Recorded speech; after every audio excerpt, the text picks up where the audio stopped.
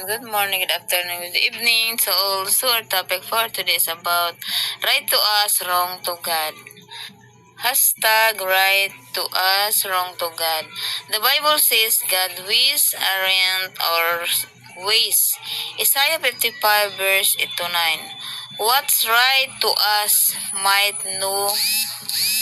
not be right to God, and vice versa.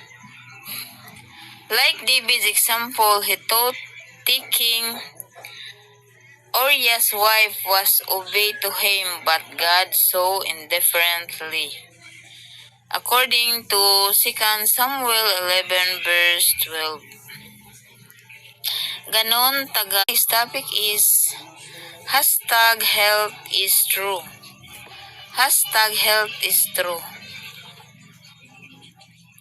Totoo yarn. Health is indeed wealth, physical, mental, and spiritual health. All important. Ganon paano mo pahalagahan ang health mo lately.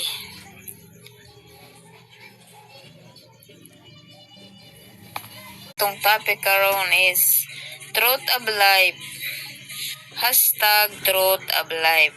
The Bible says it all. 1. Life is meaningless without God. According to Ecclesiastes 12 verse 12 to 8. Seek God, live with purpose. Matthew 5 verse 33. 4. Love is the greatest commandment. Matthew 22 verse 37 to 40. 4. Jesus is the way, truth, and life. John 14 verse 6.